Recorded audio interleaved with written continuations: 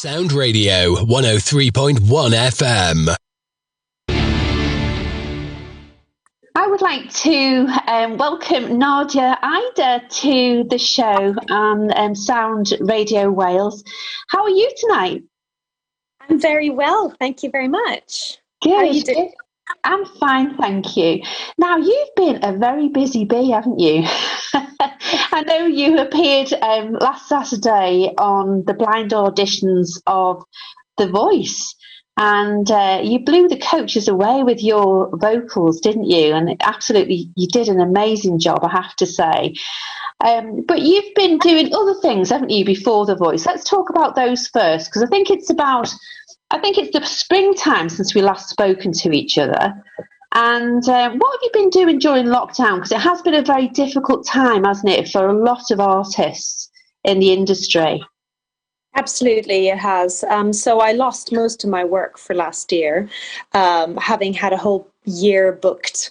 So I thought, what do I need? I need to stay busy and I need to keep singing. So I set up two big, large lockdown concerts where I got artists involved and instrumentalists just to keep myself busy and keep busy.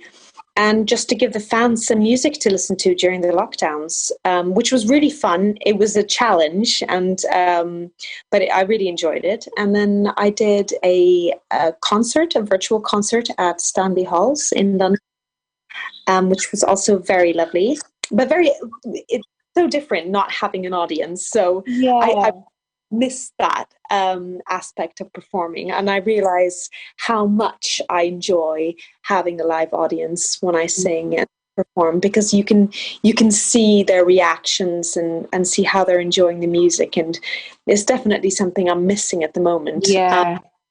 So then I went on to release some more music, so I released 3 more singles in the time.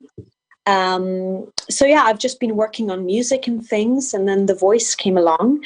I decided to go for that because I thought, now I've got all this time where I can actually go and audition. Yeah. Touring around the world or doing anything crazy. So I thought, yeah, it's now or never, and I tried for it.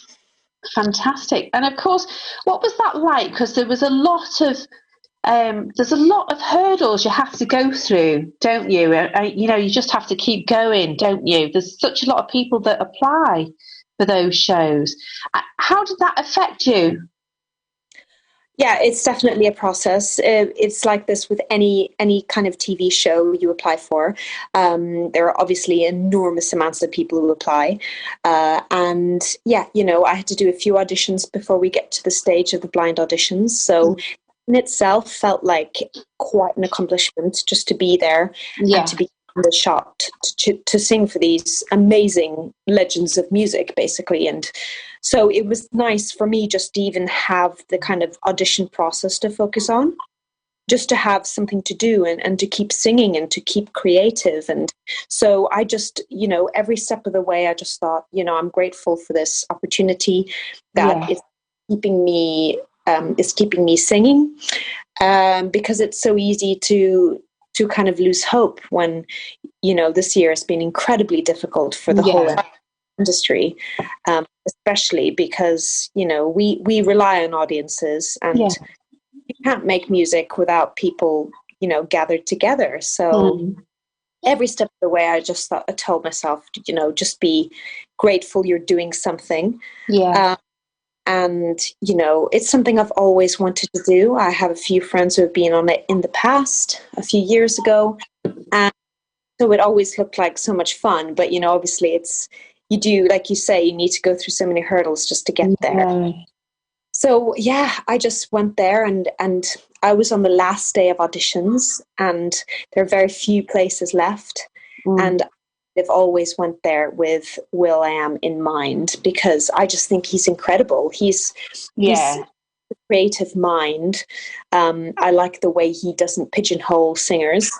I very much don't like to be put in a box. So I just always thought we'd be a really good partnership. So I was just going there very much with him in mind, and it turns out that he was looking for someone like me just before I walked out, which is absolutely crazy. It was him. It was absolutely incredible. As soon as you started singing, his eyes, his whole face lit up. It was just incredible, you know. And he'd obviously been waiting for that, you know, that moment to find somebody really special. And then you started singing with that amazing track, Now We Are Free, by Hans Zimmer and Lisa Gerrard from the Gladiator soundtrack, which is absolutely amazing. So, did you go in with the thought of singing that track? Did you have any other tracks in mind? So it's a whole process. So, I mean, choosing songs I find is the hardest thing, because I love, you know, when you just know what you're looking for in a song, but it's finding the right song. And I wanted something that would make, you know, give people goosebumps or touch people in some way. And also, you know, to showcase what it is I can do, but still try something a bit different and not just go for the obvious piece. So, yeah, it took a while for me to decide. But obviously, I love filmic music. Yeah. So it wasn't hard for me to find that. And I've sung it in the past. So it was an obvious choice for me. But yeah, it's so funny stepping out on that stage. Is the most nervous I'd ever been in an audition. So, because, you know, spent the year just being at home, and you know, concerts online is not the same as singing for people.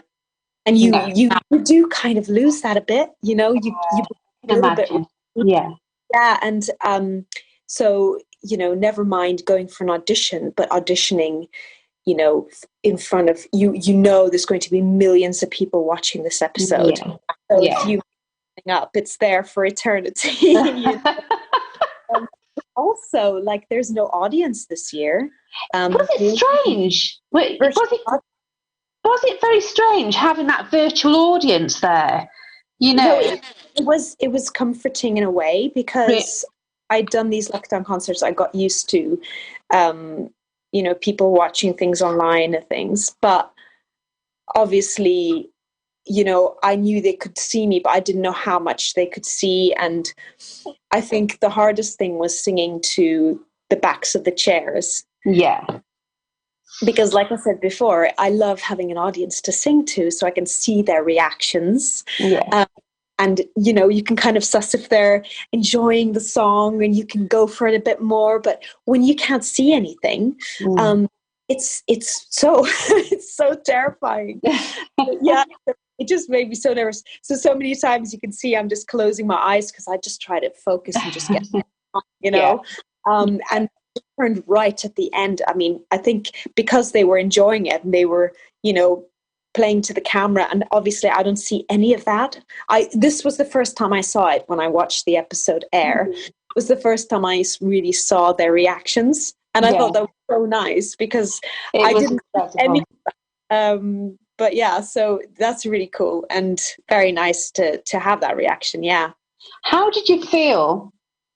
You know, taking you right back to that day on the stage, how did you feel when the chairs turned round? What was going through your mind, and how did you feel inside? I quite often think it must be an incredible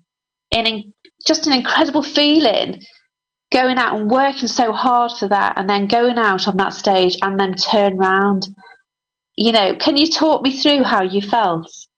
So first of all, I was standing on the side of the stage waiting to go on, and you just have to wait, and everything is just silent, and you have to wait for your turn, and then someone will come over and give you a mic, and they'll just be like, okay, go. And you walk down that stage, and actually, you know, it's so bright on TV, but in reality, it felt very dark in the studio, and all I could see were these red chairs. And, you know, you walk through the band, and it's just this deadly silence for what feels like an eternity. It must do. Yeah. And I swear I stood there, and I'm just like, I felt my heart pounding. Oh, but like, you must do. Yeah. Yeah. And it's just, you know, it's it's terrifying. And I thought, God, why am I so nervous? But I think it was genuinely that. It's such a big moment. And, you can't see them. You can't, there are no faces to look at. So yeah, it's kind of brutal in a way. But so you're in a different place in your mind. Yeah. I was just focusing on getting through the song, singing all the notes. And, I didn't even look at my husband, Michael, who was waiting on the stage, because if I looked at him, I felt like that would, I just had to focus on the song and just get through it. But he was looking at me and he was like, smiling and really wanted me to do well. And so it was actually his reaction, because you see when the chairs turned, he just jumped like he was watching a football. And that's all I could see. In the corner of my eye, I saw him just jump. And then I knew something good had happened. It sounds so strange, but you're so you're just floating. Like you're in a weird place when you're singing. This was like, get through the song. And then I saw that Will had turned, because he was the one I wanted to turn, obviously. But then Anne-Marie as well. So I was just, And then that sense of relief, because it was right at the end of the song. And you're getting all these thoughts through your head, like, okay, they're not going to turn. Okay, I'm going to have to turn around. If no one turns, you need to turn around and go back off the stage. And I was just thinking, okay, where did they tell me to go? Was it right or left? So yeah, it was really crazy. And just that relief, I honestly just felt so relieved. But then they were so nice after and just chatting to me. And I just felt like I couldn't believe what had just happened. It was unreal. It must have been just incredible. It's almost, isn't it? It's almost like you're looking at somebody else doing it. I can imagine it's like that. It's really surreal. It must be, But I think you did absolutely incredibly well. I mean, Will's face was just a picture, wasn't it? It was just a picture, and I knew that, I knew that he really was looking for something really special. And then you walked out, and it was the answer to his dreams, really. So have you been paired up now with the people that you're going to be working with? Yeah, so you mean in terms of the battles, the next round? Yeah. Yeah, so we this is going to be aired soon, and we've been paired up. They kind of tell us right before, and then we have a little rehearsal, and then we go off. And the hardest thing for me is, everyone on Will's team, they're incredible to begin with, but there's so many amazing, rappers and pop singers and, big soul singers. And, it's just completely the opposite of me. Yeah. So I think that was the scariest point, is being put up now. The hardest thing for me is the battles, because I don't get to choose a song. They tell me what I'm going to sing, and then I have to sing it with somebody else who's a completely, like, whoever I get, it's going to be different genre. Yeah, it's going to be a big challenge for me. So I think this is going to be, make or break, because it's just, I just have to adapt myself as much as I can, because I'm sure with Will's help, though, because I'm sure he will help you through it, because he really wants somebody like you on his team, doesn't he? And it's, he will want to do something really special, Yeah. And I think he wants to adapt those two sorts of different genres together, because he is very creative, isn't he? Yes, exactly. I do think, and that's why I trust him with that, because that's the kind of thing that he's good at. Like you say, he is very good at doing mashups of styles and things. And so definitely 100% trust him and his choice. So we'll just have to see what happens. Excellent. Well, I'm really, really looking forward to watching the rest of this series, and I'm really looking forward to it, and I'm sure all the listeners will be tuned in as well. It's just incredible.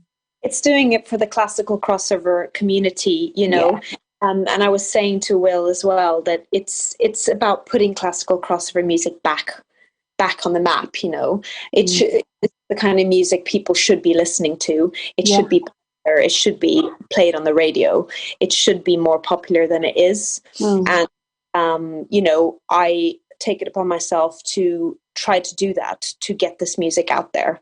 So I'm given this opportunity where I can, have a platform like The Voice and do what I've always wanted to do for years. I've been on so many doors for so many years, and I'm just so thrilled to have this opportunity at last where I can really try what I've wanted to do for so long. And that's why I think the support from the classical crossover community would be phenomenal for me, because there aren't a lot of people who listen to opera and things, or classical music, or classical crossover. It's a very tight-knit community we have. Yeah, it is. But mainstream music, a lot of people haven't even heard of it, which is crazy.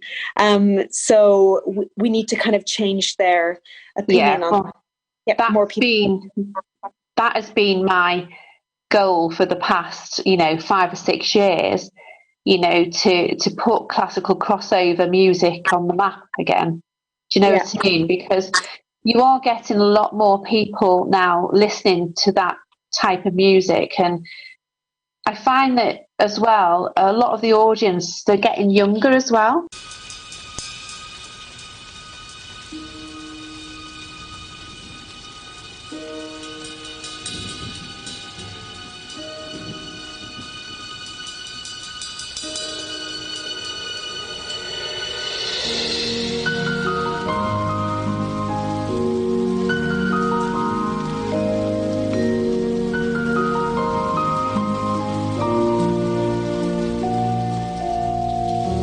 What about sunrise? What about rain? What about all the things that you said we were to gain? What about killing fears? Is there a time?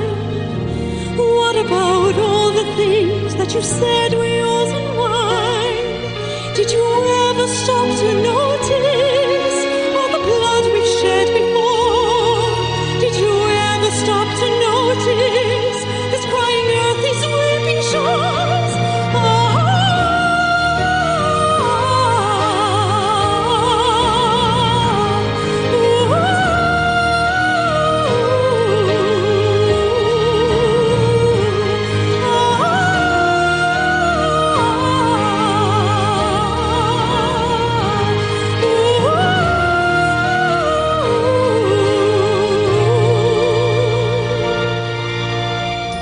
What have we done to the world? Look what we've done. What about all the peace that you pledged your only son? What about flowering fields? Is there a time? What about all the dreams that you said were yours and mine? Did you ever stop to notice all the children dead from war? Did you ever stop to notice this crying earth, these weeping shores?